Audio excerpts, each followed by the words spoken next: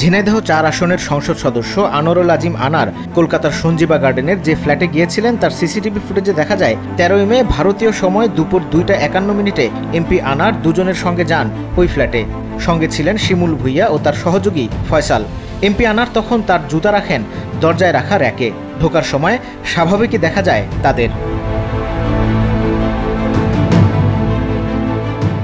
কিন্তু বের হওয়ার সময় তাকে আর দেখা যায়নি। তবে ওই সিসিটিভি ফুটেজে দেখা যায় পরদিন বের হয়ে আসেন শিমুল ভুইয়া ওরফে আমানুল্লাহ। তার হাতে ছিল একটি লাগেজ। এরপর তার সঙ্গে পলিথিন ও শপিং ব্যাগ হাতে বের হন আরেকজন। বের হওয়ার সময় শিমুল ভুইয়া বাইরে থেকে দরজা চাবি দিয়ে বন্ধ করে দেন।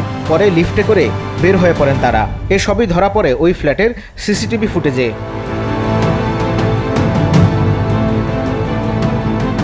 ওই হত্যাকাণ্ডের পর একে একে গ্রেপ্তার হতে থাকেন আততায়ীরা।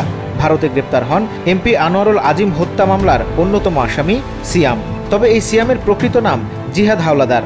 তিনি পেশায় একজন কসাই। ২৪ বছর বয়সী ওই ব্যক্তির বাড়ি বাংলাদেশের খুলনা জেলার দিঘলিয়া উপজেলার বারাকপুর গ্রামে। পুলিশকে বিভ্রান্ত করতে সিয়াম নাম ব্যবহার করে জিহাদ। পুলিশের জিজ্ঞাসাবাদে তা স্বীকারও করে সে।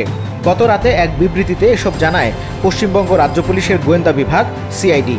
সংস্থাটি জানিয়েছে আনার হত্যায় জড়িতরা মুম্বাই থেকে জিহাদ নামে পেশায় ওই কসাইকে নিয়ে আসেন। কয়েক বছর ধরে অবৈধ অনুপ্রবেশকারী হিসেবে মুম্বাইয়ে বসবাস করছিলেন তিনি। ২ মাস আগে তাকে কলকাতায় নিয়ে আসেন হত্যাকাণ্ডের মূল হোতা বাংলাদেশি বংশোদ্ভূত মার্কিন নাগরিক আখতারুজ্জামান শাহিন। এদিকে ওই হত্যা মামলায় বাংলাদেশে গ্রেফতার হওয়া শিমুল ভুইয়া, ফয়সাল আলী ও সিলাস্তি রহমানের ১০ দিনের রিমান্ড চেয়ে দুপুরের পর আদালতে তুলবে পুলিশের গোয়েন্দা বিভাগ ডিবি। মাহমুদ কমল, মাছরাঙা সংবাদ, ঢাকা।